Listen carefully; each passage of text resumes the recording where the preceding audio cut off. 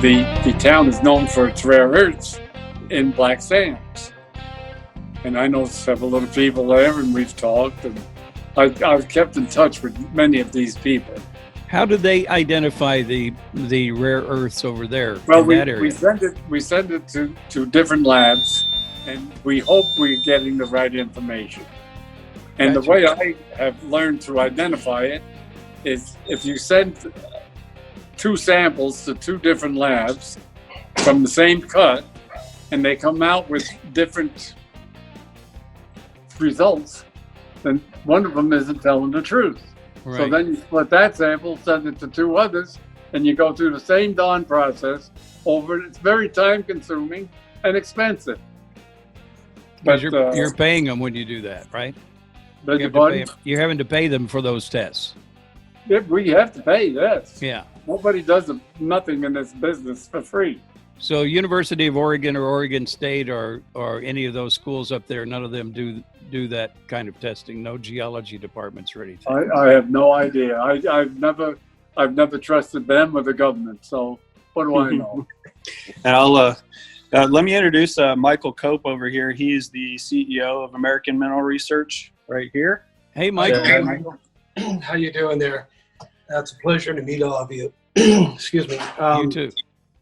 A little bit about my background. I started in 1990 here in Josephine County, and by 93, I bought a piece of property very well known mine-wise, and at that time I was working directly with the agency of Dogami here in Grants Pass. We had an office at that time, and so that was the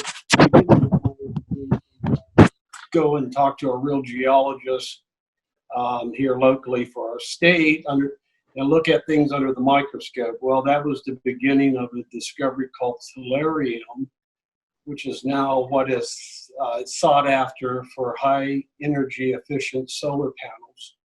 And Right. It's usually a byproduct from refining of copper from China to make the products with currently. It's under the category of a critical mineral. And what Ed's talking about, the rare earths are very important for battery making, phone making, batteries, things of that nature, which is a different host. But how do you identify those? How are you able to identify those minerals? Well, in 1993, I didn't know anything. But I'm talking about today. How do you identify them now? Do you send them to labs? Well, we had our own lab for a while, and we have all of our own lab equipment. But our background, what we did was, I'm not into what Ed's talking about, the actual rare earths, because it takes a special degree furnace up to 6,000 degrees. We make gold at 1950, so it was unnecessary to learn that. I hired a chief chemist in 97, back right after I started in 93 from Utah, and we set up a field lab. We had an atomic absorption machine, so we kind of got into what was in our rocks on our property was the background in the beginning. And then from 97, I brought in Oregon State University, Professor John Dillis, which is still current. He's been there 30 years. And since 98, we've been hosting at least 5 of his classes up on this particular project because of the tellurium relationship. And no one ever wrote how the gold came into the rocks. And through our research, we found out that the tellurium actually is the source that brought the gold to the rocks here locally. So that led us from 1998. Oregon State's published articles about this particular property. In 2013, I took a student and we got stuff published. You can Google AUTE at the Jewett mine in Josephine County, and you'll see what Oregon State did. What I'm concerned about, though, is I'm concerned about today. I'm concerned about if you have your mines up there and your gold and silver and platinum are easy to discern, right? The rest of it is very difficult, and the only way you're going to know what Ed was talking about is by sending it to a lab. So how are you going to solve that problem? What I heard from what I learned from you guys is that there's really potential for things that are even more beneficial and are better discoveries than even gold or silver is. Am I right about that? Well, That's right. But there's we're after anything of economic value. We're going to have precious metals. We're going to have critical minerals. And just to give you an example, so we recently started exploring this county-owned property that we just got a permit on. It has a rich history of gold production. You know, back 100 years ago, they were primarily interested in the gold. Nobody really cared a whole lot about the other minerals that were on the property. And so we have a very rich history. We have produced some other things here besides precious metals. But that was 100 years ago or more. So we do use an assay lab from time to time, and we also use some of our own lab equipment from time to time as well. But we recently sent off some samples from this county property, and we found palladium, which is almost 2,000 an ounce for palladium. We found a little bit of platinum. There was gold and silver. There were other critical minerals such as tellurium. There was a significant amount of magnesium, which is also a critical mineral, and used in everything from aerospace to structural applications because it's strong and it's strong and light. There was and various other critical minerals. Right. So if you had what you need is a lab locally, is that it? Is that the important thing? Yeah, we're actually building our own lab. We've got some of the equipment to set up our own lab. We're going to be purchasing more equipment. So we're both going to be sending off some samples to external labs and also doing our own lab work. But that's how it all gets started. Locally in Eastern Oregon, is that where the lab will be? We are in Southwest Oregon, so we're in a different spot than where Ed has been doing his project. Southwest Oregon is the where we're operating is the northern half of the Klamath Mountain Range. Sure. And we are, to our knowledge, we're the only ones that have been mapping our critical mineral wealth here in this area. So Northern California, Southwest Oregon shares very similar geologic characteristics.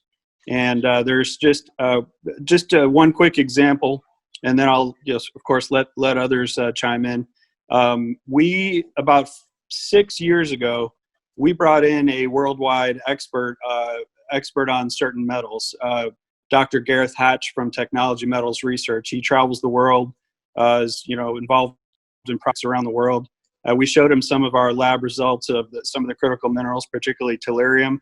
He came here to do a keynote speech on tellurium, and he was just amazed that in the modern United States, there's so much opportunity. We don't know what we have here because we haven't we haven't put the time and effort into studying it.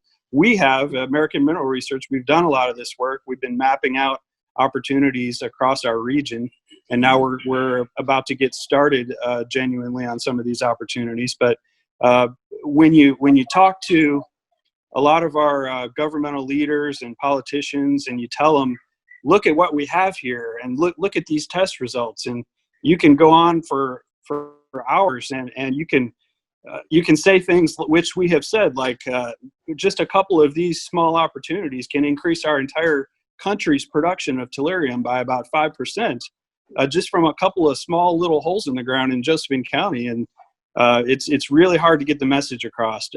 Really, the light at the end of the tunnel started showing up when Donald Trump in December of 2017, he put out that executive order related to critical minerals. Right. The tide is starting to turn. We're starting to realize that, yes, we need to put some time and effort into studying these things. So we've done a lot of that here locally. But it's been really, really hard to make our leaders understand the importance of what we have here and to actually put some resources into studying what we have here. Well, that was going to be my next question, which is how much you have to deal with the bureaucrats, so the BLM, the EPA, et cetera. Do you want them to help you, or do you want them to just get out of the way? And the question is, are they getting out of the way? You'll never get them out of your way. That's right. And I'd like to mention that we'll make them friendlier anyway. Is my question. we try to work closely with them because you really have no other choice.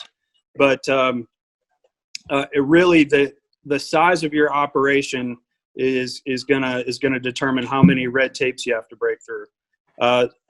As we only have a few governmental agencies. We're doing small scale projects, and it's not terribly difficult for us because our local land use laws are reasonable, and there's only a few agencies we have to deal with on our small scale development operations. But to take on the flip side of that, there is a local aggregate mine that has spent the last 8 years getting permitted here in our area.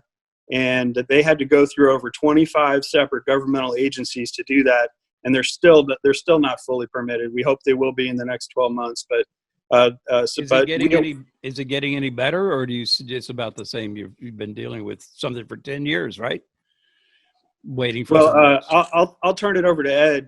So it's a little bit different than what we're doing compared to other operations.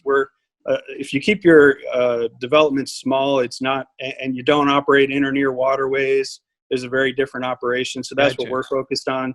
We're focused on the type of developments that can go through relatively easily and quickly, but others have vastly different experiences. So I'll let Ed speak to that as well. While you're turning it over to Ed, Keith, do you have something to add to this conversation? Well, I was just going to say, I don't know if any of you are familiar with C.W. Amen, A-M-M-E-N.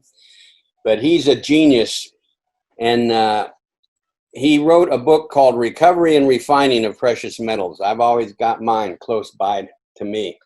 You can actually still get this, and it's in a third, fourth printing off Amazon. It's not cheap. But if you want to learn about this stuff, every miner, this is a miner's Bible right here. So I just wanted to throw that out if you guys weren't aware that the book is out there. And believe me, it is one of the miner's Bibles. Great. Could you repeat that, please? The book. Yeah, the author is C.W. Amen, A-M-M-E-N. And the title is Recovery and Refining of Precious Metals.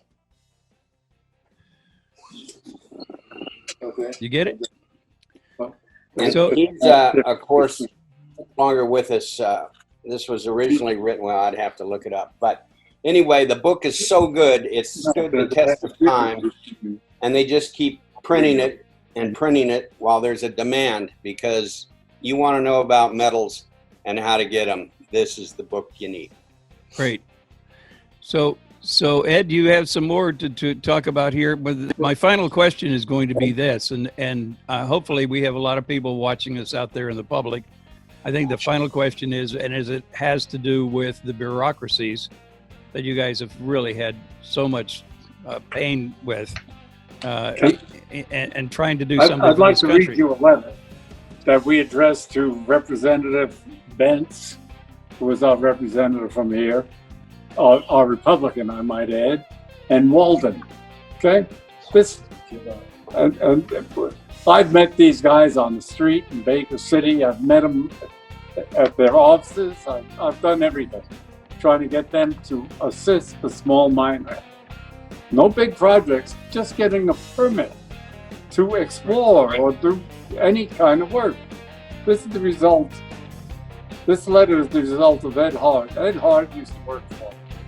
He worked up in the basin for me for 2 or 3 years. He happened to meet Bentz on 4th of July in Haines, Oregon, where Bentz asked what he could do to help small mining projects going, because there was such a large number of plans and notices of operations. You have to plan a notice before you can do anything. And then they have to consult with you and put you through a lot of